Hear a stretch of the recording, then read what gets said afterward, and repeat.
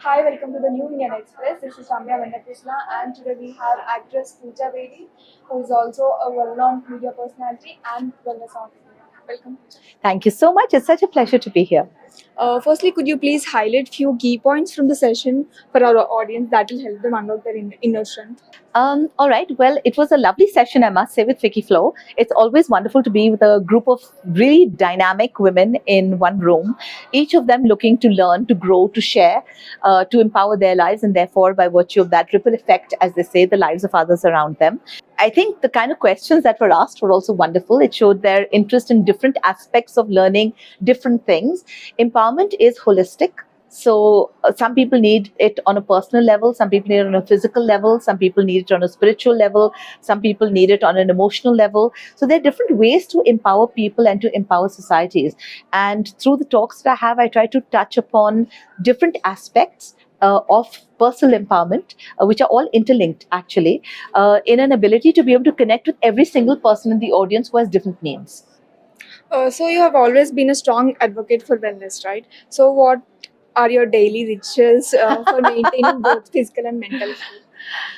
Okay, so the first thing, most important thing for any form of health is the one word is gratitude. Okay, the moment you express gratitude for anything and everything that we have in our lives, everything physiologically changes within you. If you just wake up and your cup of tea is there, like in the morning I wake up, there's my chia water seeds soaked overnight in water, there's my cup of tea, and there are my badams which are kept soaked overnight. And I look at them and I'm like, thank you, God, for the fact I have this right in front of me. Like, how amazing to wake up to this. Then my dogs come and I share my badams with my doggies. Okay. So thank you, God, for all this love and the fact I can share this with them. I mean, simple little things. Just gratitude for their love, gratitude for the fact it's a brand new day, gratitude for anything yummy that's ever put in front of me, gratitude for every hug I get. Sometimes, meet people like how today there was so much of love. People come up to you and say thank you, or they hug you, or they, they you can see on their faces they're filled with a sense of happiness that they've learned something. I feel grateful that I was given the opportunity to share. Grateful for the opportunity I get to earn. Grateful for the opportunity whenever I can learn. If somebody teaches me something, I'm so happy, I'm so grateful, like, wow, I learned something. So I think gratitude is a very important component. And if you feel grateful in life, I think every illness can actually be conquered, because once your mind is at peace, once your mind is happy, once you acknowledge the good in your life and the good around you, everything else seems like theek hai, dekha jayega in life. So how do you balance many roles as a mother, as an entrepreneur, writer, and a wellness coach? I feel like Ma Durga with like these 10 hands, mother's role and entrepreneur's role. And entrepreneur has 10 roles, 10 hands of its own, huh? And it's got, and as a family member, as a friend, I'm the 3 a.m. friend. I'm the friend people can call up at 3 in the morning and be crying on the phone, and I'll talk to them on the phone or go to their house and make sure that they're okay. So I care. I care about all the roles that I play, and I take on those roles because I want to take on those roles, right? I take on the role of being a mother because I wanted to be a mother. And I have to commit to it for a lifetime because you decide this is what I want to do. And now you have a whole lifetime of being a mom. So you might as well put it committedly and well so that you enjoy that journey, right? So every role in my life has been something that I've really been blessed by. Even the bad stuff that's happened has been such a blessing, because it's taught me so much about my own strength, about my own courage, and also what not to do. Because so many times we learn what to do and what we like. You should also be aware of what you don't like, what you will not put up with, what you will not tolerate, what is not acceptable, and your own courage to deal with it. All these things are also great learning curves, and you should be grateful for the opportunity to learn that as well. So talking about entrepreneurship, what inspired you to create a wellness platform, Happy Soul, and how has the journey been so far? I created Happy Soul because I wanted to be part of the solution.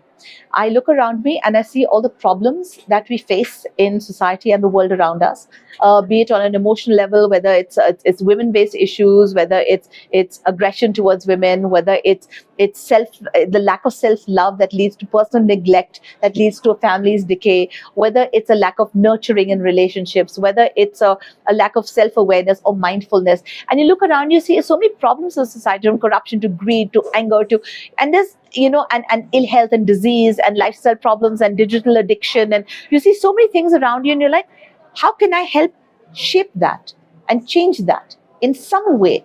And even if my 1% contribution can lead to ripples of change, I've accomplished what I've really set out to do. Even if one life is changed, how wonderful. And I'm seeking through my venture Happy Soul to change millions and billions of lives across the planet. So can you share few tips on cultivating self-love and confidence, especially for women who might be struggling with it? Yes, I think it's very important because Indian women are always taught, khud ka mat socho, dusro ka socho. And that if you do anything for yourself is considered very selfish, right? And that you're very, you're not thinking of others. You're almost like a bad person. Ki aap dusro ka kyun nahi soch rahe ho? Selfish. That's the word that comes into the picture. And I want to say that self-love, self-care, self-worth, self-respect is completely different from the word selfish. And they need to understand that difference and make it known to people when they practice self-love, self-care, self-worth, and self-respect, that they're doing themselves the greatest respect and service. And they matter. As I said, when your well is full, others can drink from it. If your aapka kuwa mein pani nahi hai, how are you going to give others? If you're not happy, how can you make others happy? If you're not filled with love and respect, how can you share love and respect, right? You matter. You are the most important person in your own life because who you are depends on how others will respond. So how do you approach nutrition? Are there any specific foods or dietary process you follow? I'm a foodie. I believe that on a daily basis, I keep my eating habits very clean on a daily basis. So I'll wake up in the morning, have my set routine, my set kind of foods that I have at home, cooked in a certain way. But if I go out and say, for example, I see all this lovely food around me and there are fish fingers or cheese balls or something, I won't say, nahi, I will not eat it. I'll happily go and eat it. I want to try this, I want to try that. And it's not about the quantity. You can taste everything. You can experience everything. The problem with us is we eat something nice. I want to stuff ourselves, our stomachs are full and we're groaning and I had too much food and you're feeling sick the next day. That's ridiculous. You should enjoy something and indulge something, but not to the point of, what's the word? Self-decay. Like, you know what I'm trying to say. So, okay. So what is your philosophy on aging gracefully, both physically and mentally? Well, for one, I believe in keeping the child in me alive at every point of time, and that's never going to grow up. I say it's okay to grow old, but it is not okay to grow up. Okay, I want to keep my inner child alive. I want to play. I want to have fun. I want to laugh loudly and roll on the floor with laughter if I want to. I want to be excited when I see a present. I want to, I want to experience that curiosity, constantly that I've always experienced from childhood till now. I don't see why we have to allow that child, why we will that child or push that child into submission because now we have to be serious adults because people will take us seriously only if we are serious. Rubbish. Do what you need to do. People will listen irrespective, and you need to do what you need to do. It doesn't matter what people think, but you should be happy doing what you're doing while you're doing it, right? It's very important for you to understand this is you. It is your life, right? It is your journey. Why would you want to be a stifled, old, tough, proper person so that they see you differently and you feel terrible inside at every point of time? Just be, laugh, live, don't exist, live your life. And that to me is the concept of aging for me, is that I don't mind growing old. We have to grow old. That's inevitable. But growing up, that is always optional. So what's a book that profoundly impacted your thoughts or... Well, so many, my God. Mention your recent book. Recent book. Yeah. Recent book I've been reading is mainly entrepreneurship based. Recent books, which is again very useful. I read Stop the Excuses and Atomic Habits. Both of those were amazing books. I just feel that life is so important to be led in a manner that is productive, and simple things like cultivating habits and stacking, or whether it is learning to recognize your own bullshit and recognize your own excuses for why you can't do things or why you don't do things, and to conquer those. I think that's incredible, and books like that have in the recent times shaped my journey even more. So, as an actress, how would you describe your personal fashion sense? As an actress, I was an actress like 30 years ago. So You're still as great. So. well, I would say I just wear what feels right for me and my body at that particular time.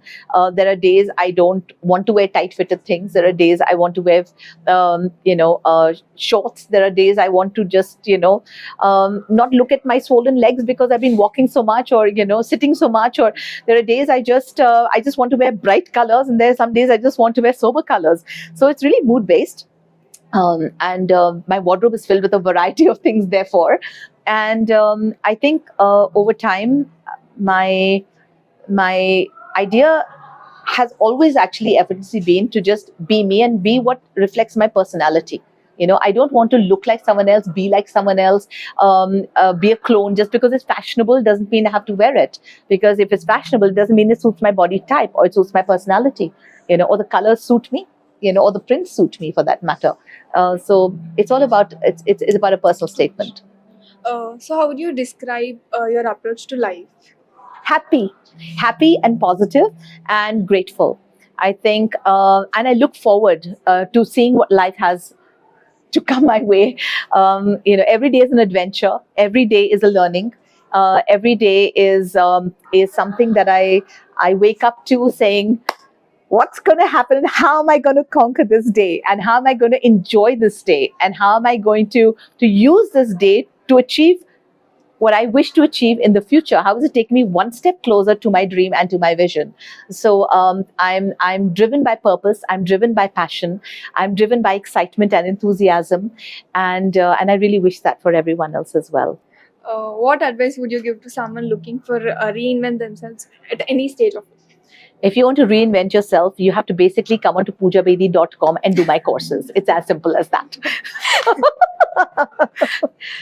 Okay, thank you so much. Thank you for your time. Sure.